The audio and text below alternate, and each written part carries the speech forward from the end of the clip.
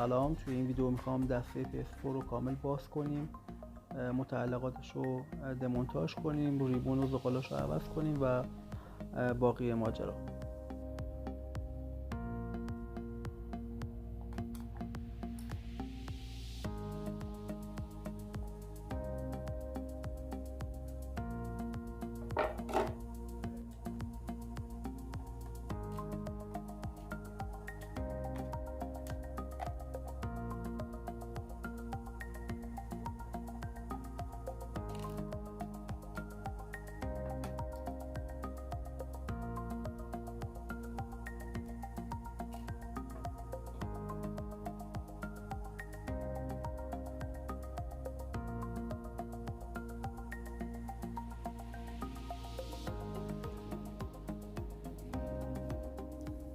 فقط یه نکته راجع به ریبون بگم که اونم با توجه به شکل ظاهری ریبون میتونید متوجه بشید که مدلش چیه. ریبون دسته من مدل JDF 055 که در واقع تو اینترنت که سرچ کنید 3 مدل ریبون موجود رو براتون میاره که از روی شکل ظاهری و دقت توی نحوه سیم بندیش میتونید مدل ریبون رو متوجه بشید. برای همین قبل اینکه ریبون رو سفارش بدید دستتون رو باز کنید، مدل ریبونتون رو به دست بیارید و طبق همون سفارش بدید. ذغالی ها هم به همین شکل باز کنید، ببینید و طبق ذغالی که دارید خرید انجام بدید. بعد از اینکه دسته رو باز کردید، پیچا رو جدا کردید و قاب دسته رو در آوردید، سوکت باتری رو جدا کنید، باتری رو از محفظه خودش خارج کنید و پیچ مربوط به جا باتری رو باز کنید و اون خارج کنید.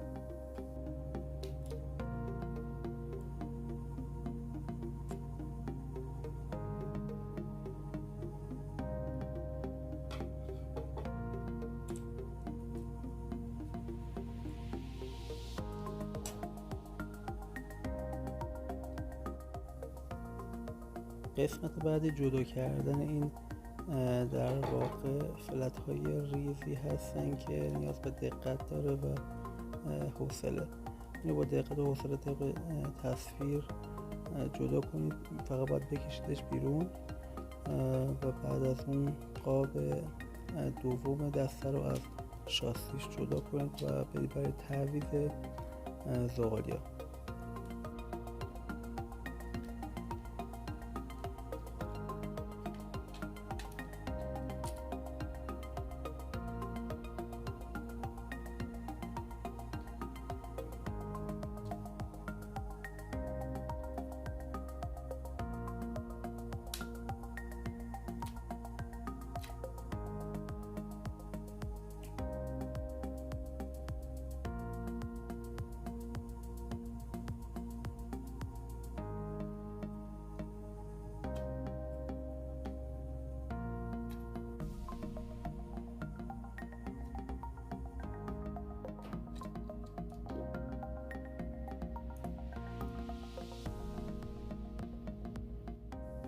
من اینجا همه ذغالی ها رو نمیخوام عوض کنم، یه سری از ذغالی هم سالم بودن، برای همین فقط برای که بهتون نشون بدم به چه شکل هست اونو در میارم و دوباره سر جاش جا میزنم.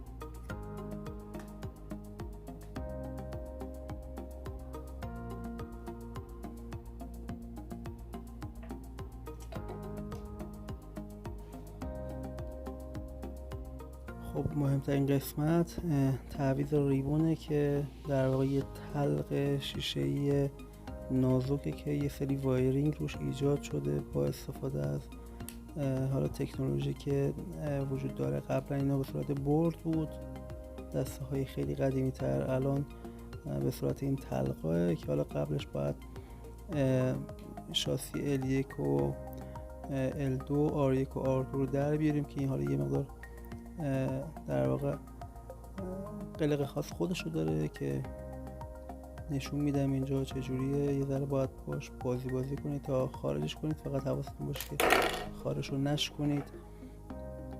بعد از اینکه اینا جدا شدن، این در واقع ریبون رو باید با حوصله از جای خودش خارج کنید، از درزها و شیارهایی که ایجاد شده ردش کنید و به همون شکل دوباره جا بزنید و فیکسش کنید.